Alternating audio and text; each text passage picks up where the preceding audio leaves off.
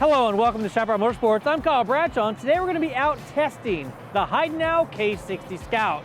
Now this is going to be a very interesting tire to put through the Chaparral Motorsports tire test loop. Arguably, the K60 Scout is the Superman of adventure tires. This tire is a tire that people could mount up onto their motorcycle in Southern California, ride to the tip of Alaska, ride back, and still finish out their whole riding season without having to swap to another set of tires. Now, why is this tire so amazing? Well, the K60 Scout has been known to get consistently over 14,000 miles worth of wear out of that rear tire. It is unprecedented and nobody else can make those claims. I personally have run the K60 Scout on my R1200 GS Adventure and got over 12,000 miles. I ran it on my 950 Super Enduro and got 7,000 miles, which is a lot less than the BMW, but that still is a huge number of miles for the 950 SE. Now, having talked really quickly about what people love about these tires, let's talk about the three big weaknesses that we commonly see in conversations with adventure riders. The first is the fact that they're loud. That front tire, more so than the rear, is extremely loud on the highway, especially when you get to a certain number of miles put on the tire. The second thing is going to be wet weather traction. Wet weather traction is something that is lacking, and I think that that's due to the very hard rubber compound that allows it to get 14,000 miles out of a rear tire.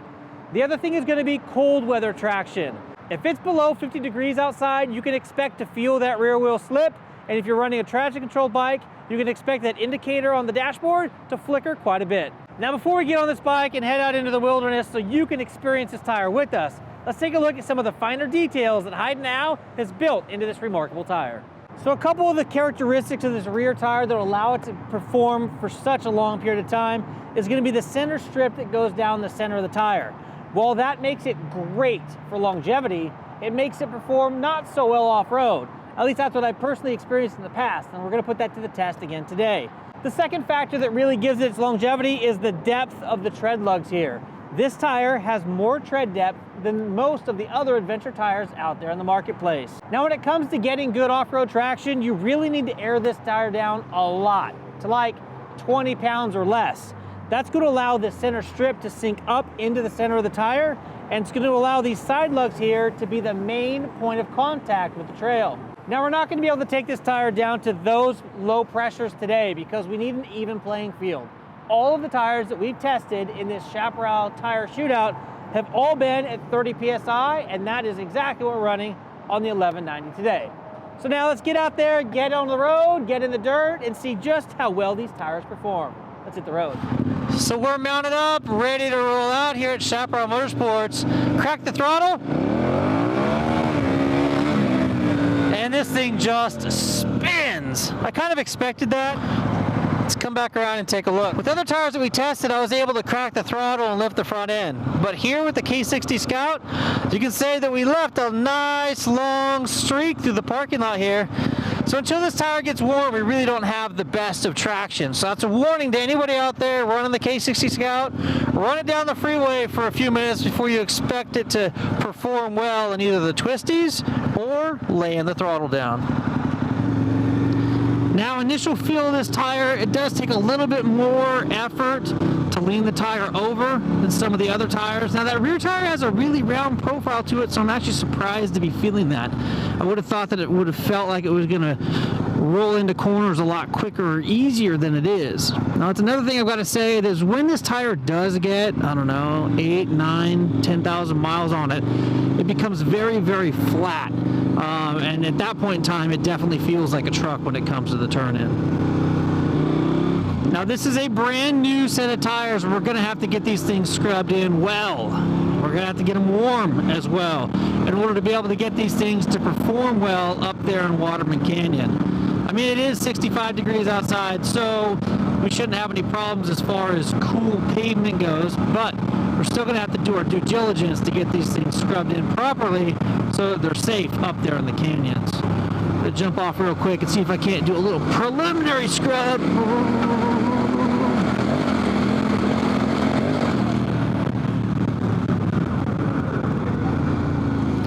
So right there, when I downshifted and put a little bit of brake on, the back tire started going skidding around. Again, ABS is off, traction control is off.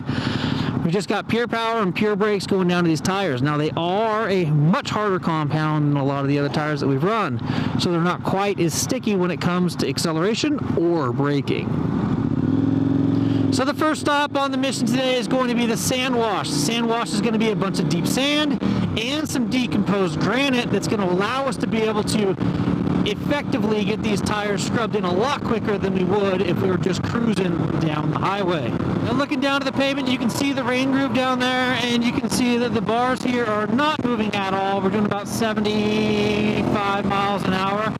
I have noticed from running these tires in the past that they are very stable tires on rain grooves of cement.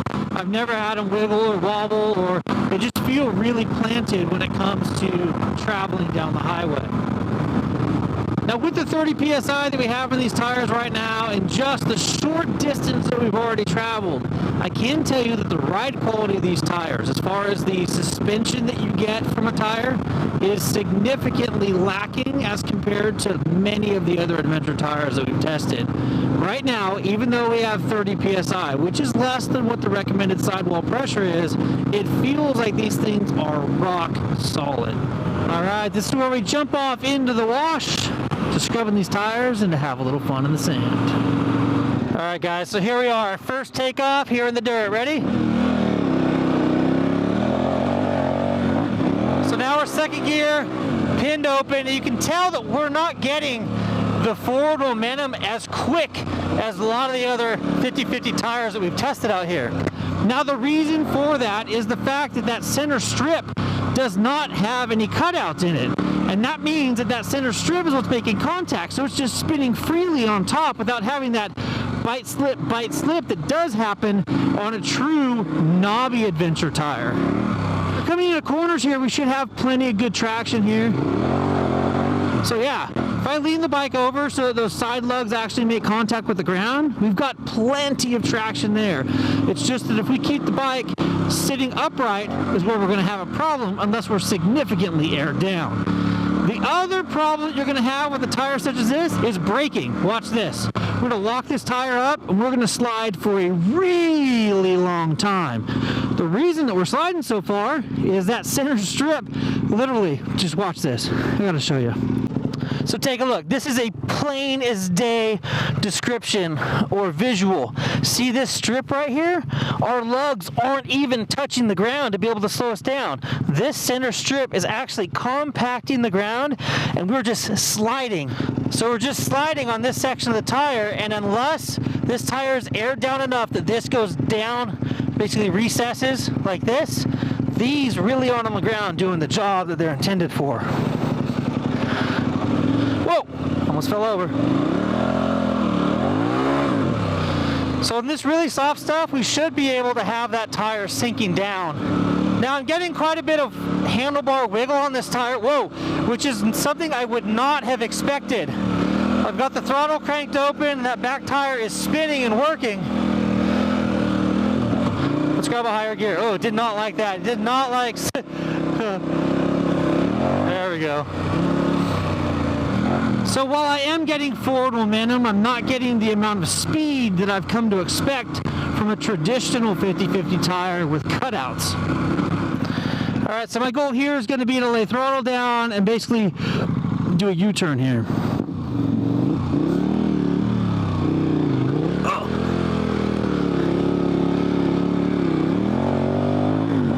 So while the tire's leaned over, it does really well, but as soon as it sits up straight, that's where we come into a little bit of a problem.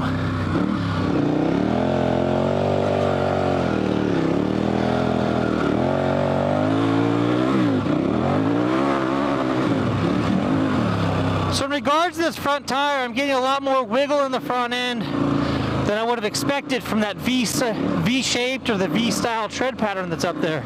Now let's get into the mud here and see how we, see how we do.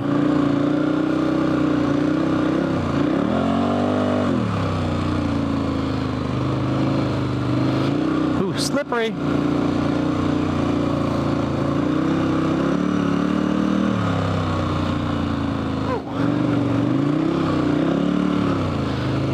definitely say that I'm kind of sliding all over the place, much more so. Whoa!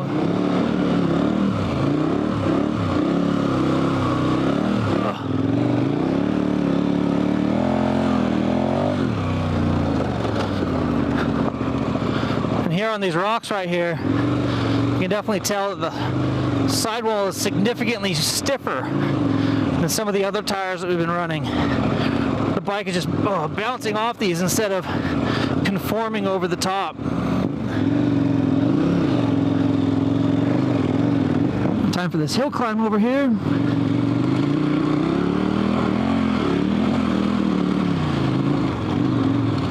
Okay, not a problem.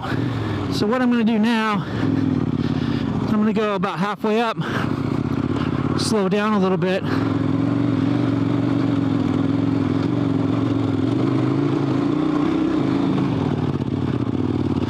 Whoa! Killed it. All right.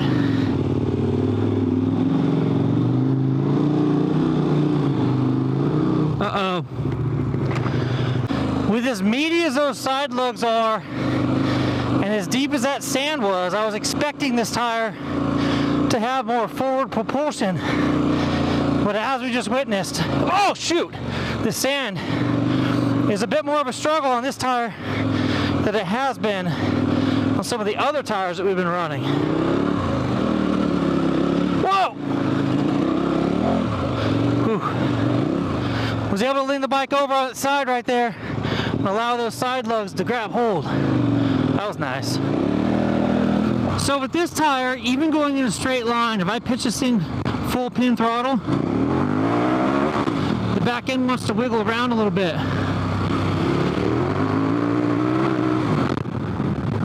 Oh, my stopping distance is not what it was. Dude, woo-woo. I have been full locked on the brakes since about where James is. Oh man. Down there in the wash, I experienced more of an 80-20 type feeling from the tires we've tested thus far. I mean, I really struggled down there with some of the 80-20 tires that we were on, and this and that deep stuff kind of acted the same. All right, now we're going to jump off onto Old Waterman Canyon Road here to get some little backcountry highway byway action going on. So here I'm on the brakes. Dude, this thing is just locking up and pitching sideways back there. But rolling out of these corners, I can grab as much throttle as I have the twist, and I'm not getting this thing to break loose at all. So once these tires are warm and on a relatively warm day, we're up to 68 degrees now, the performance of the compound of this tire is really good as far as traction goes. Take a look. Roll on the throttle, the front wheel comes up. I really like it. It's just that coming into these corners, it almost feels like I'm rolling on a stone tire instead of a rubber tire, as far as the amount of squish and feedback that I'm getting back from this thing. Now in this corner on some of the other 50-50 tires, when I'd roll into that, full pinned open like that, those tires would break loose and kind of slide sideways. I'm absolutely not getting any of that feeling with this particular tire. This thing is sticking to the road like glue.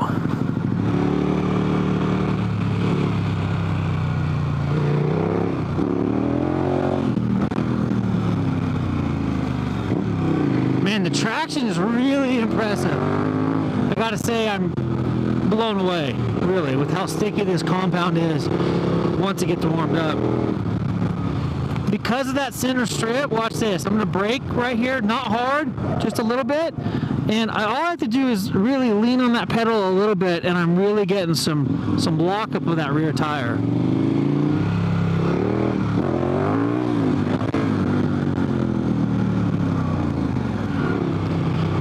Now on this road, you can expect to see just about anything, as we mentioned a little bit earlier.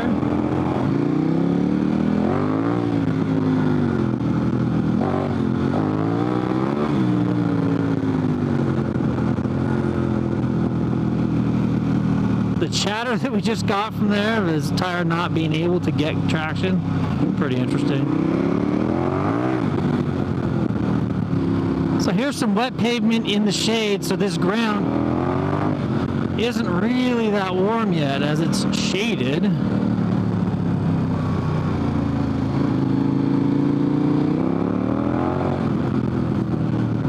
So in this section here that's relatively cool, I can crack the throttle and I get a little bit of wheel spin, but I'm not able to get that front tire to pull up like I was getting to happen before. So from what I can tell by that little action right there, if the cement's warm and the tire's warm, you get a good bite. If the tire's warm and even the cement is cold, like we just saw right there, there's a little bit less traction for sure with this tire. Now to hit some high-speed twisties up here on Highway 18.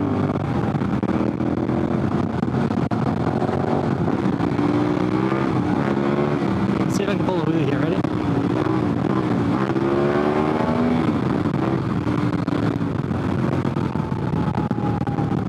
Right about here, we're gonna lay into it.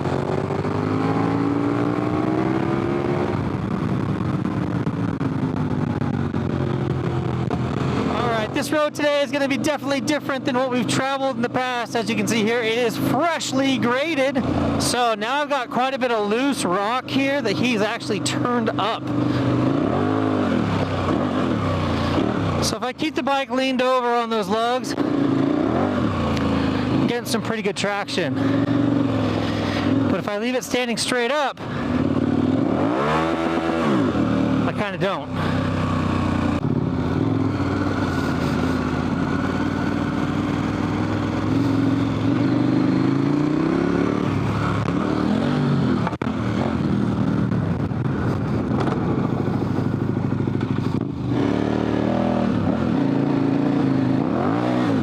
See right there, I would normally be able to jump that and loft that, but because I was up and down, straight up and down, that tire just spun a lot and kind of propelled us up and over the top of the ridge, which was good. That's what we want, but we didn't get any lofting that we're used to. Now on this freshly graded dirt road, I'm getting quite a bit of push from the front end, so I'm coming in here and I'm feeling the front end just kind of push to the side a bit.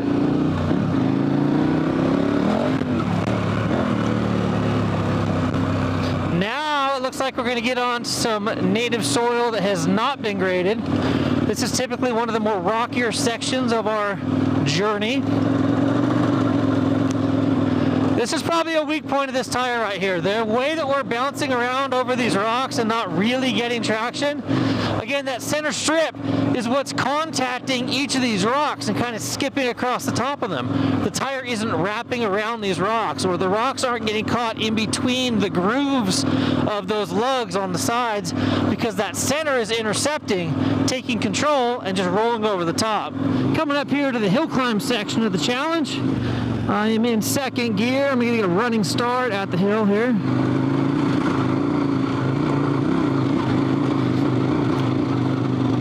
Oh!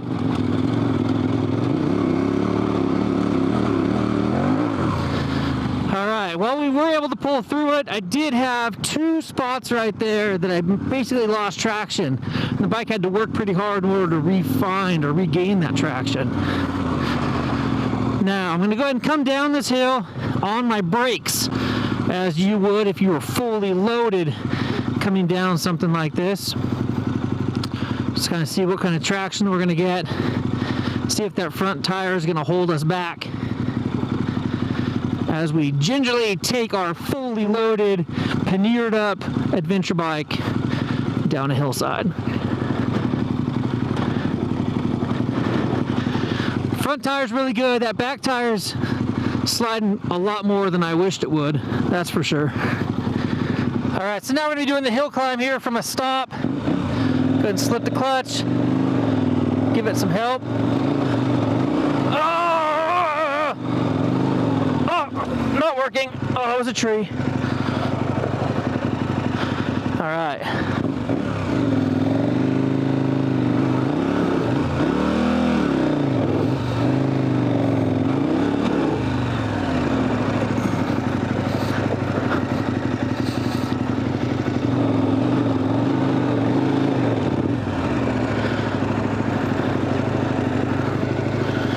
Have to turn back around and give it another go, I think.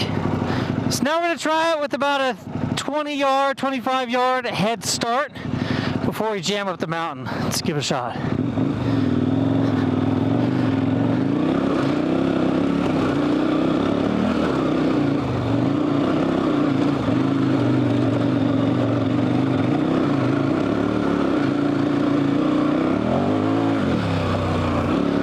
Now I'm going to come down here at a pretty decent pace, one that you would take if you weren't loaded, just cruising down a mountain. Except the front tire is giving me some pretty good traction. I'm impressed with how well it's working. I am skipping out a little bit from side to side, but I think that's due to the pressure of the tire and the harder sidewalls, not necessarily the tread compound or makeup. If you go back and take a look at some of the past hill climb footage, we're actually traveling up this hill pretty slow as compared to some of the others. Even though we're in the same gears, the same amount of throttle open, we're spinning a lot in the back and we're not making as quick a forward momentum as we have on some of the others. All right, here we go. So now I'm going to shift into second gear here. Whoa! Now I'm trying to power up this thing as best as I can. I'm all over the place, guys.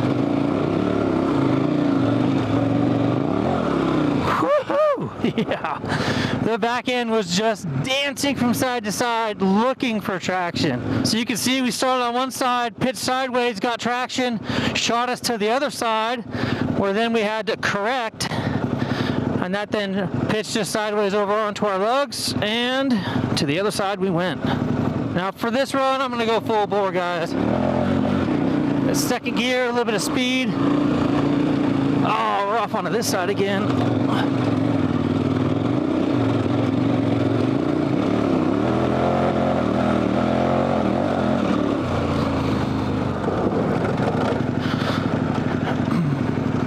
And then again, even with a lot of speed, this tire just wanted to be able to go to its side in order to find that traction point.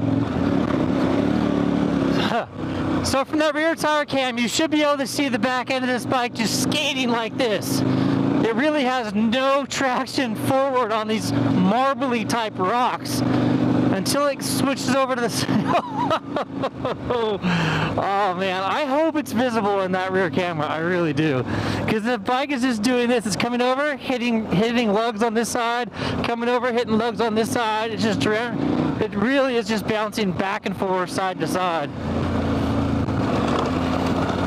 So this ride down this road that's relatively rocky is a lot more jarring than the previous trips that I've had down this path. The lack of give on the sidewall, very, very stiff and robust construction, and very robust tread compound is really making this tire less pleasant to ride down this rocky trail than some of the other tires.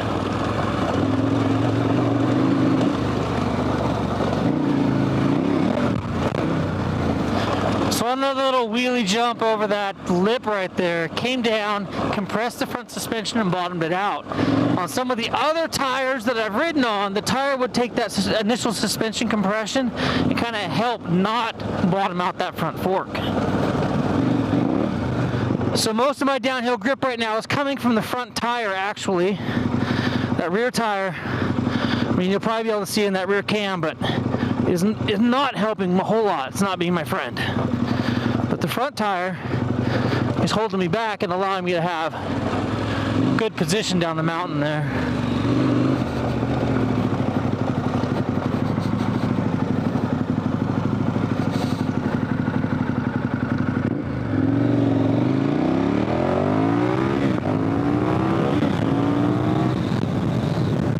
Alright, now we're back to the highway, kicking it up to highway speeds. Now we just got done with some relatively slow traversing of dirt, so our tires are probably not that warm. I'm curious what happens if I downshift, second gear, ready? Wow! I don't know if the rear cam can pick that up or not, but we came up and we're like bouncing off rev limiter from tire spin without the wheel coming up. Ready?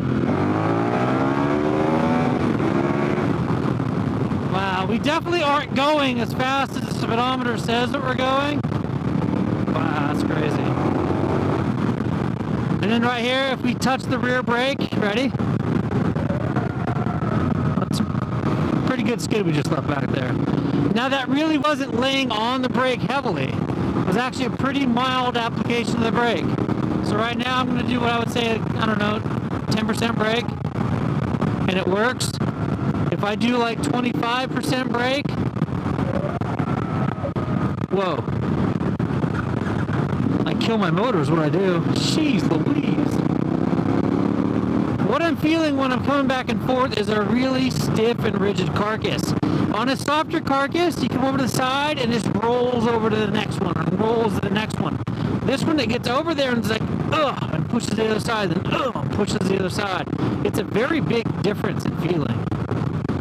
So down here, and pull it back, and pull it back, and pull it back.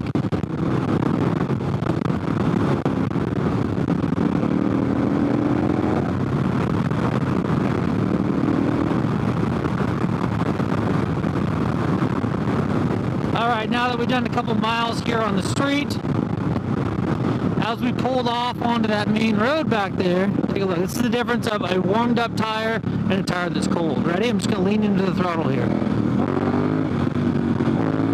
That's what I was expecting up there, but instead the RPMs increased, the rear wheel spun, and we did not get any lift to the front tire. Well, welcome back to Chaparral Motorsports. We just finished our all-inclusive test of the Heidenau K60 Scout. Now this tire is a phenomenal 50-50 tire that has basically taken us through all the terrains that we have punished it on today. Now this tire is a true 50-50 tire. It's going to perform great on the asphalt, and it's going to give you great traction off-road. Now this tire performed very well in just about every situation that we put it through. Deep sand, we struggled there a little bit. The front tire gave us a sidewinder type feel, and the rear tire was completely buried in a couple situations. Bouncing across the top of a rocky surface, that center strip wasn't able to allow the side lugs to actually make contact with the ground to be able to really help it go forward. So it had kind of a jarring effect. But if you're looking for the best tire as far as longevity goes for your motorcycle, you really can't beat the longevity or the mileage that you're gonna get out of a Heidenau K60 Scout. These tires have been known to go on average about 14,000 miles for the rear, which is ridiculous when you think about the longevity of most tires out there in the segment. So looking at the rear tire here, we have put a punishing to this tire today. The rocky terrain that we have is absolutely eats tires. You can see that it left some battle scars here, but it really didn't wear away the tire as we've seen in some of the other tires that we've tested. We've definitely took a chunk out of this leading edge right here. All the leading edges are pretty worn down. And then you can see that we have some scuffs and some scrapes and some chunks. But overall, this tire has worn extremely well. This tire really has done a phenomenal job in most all the places that we've taken it, bouncing over those rocks on the road because this center strip wasn't allowing these side lugs to make contact or allowing this groove to do its job. That was a little bit frustrating. But if you were to air this tire down significantly more, say about 12 pounds more, you would find the action of this tire significantly different. So if there's one thing I would like to see from this Heidenau K60 Scout is a slightly flatter profile out here to the side. That would allow us to be able to use more rubber in the corner. Now we did have great traction coming in and out of all those corners, so that extra rubber really wasn't necessary. But in order to be able to use this side lug rubber, you're really gonna have to get this thing aired down quite a bit, as that sidewall is super firm and the tread itself isn't that flexible. Anyway, I hope you like what you saw today. If you have any comments about this tire, please leave a comment below. We'd love to hear what you have to say about the K60 Scout, or even about the tires that you're currently running. If you liked what you saw today, give it a thumbs up, and if you want more action like this coming directly to your inbox, please hit that subscribe button, and more importantly, the notification bell. Please note that the first link in the description below is going to take you to the entire playlist of all the adventure tires we've tested in this segment. I'm Kyle, thank you for watching. Till next time, take care and ride safe out there.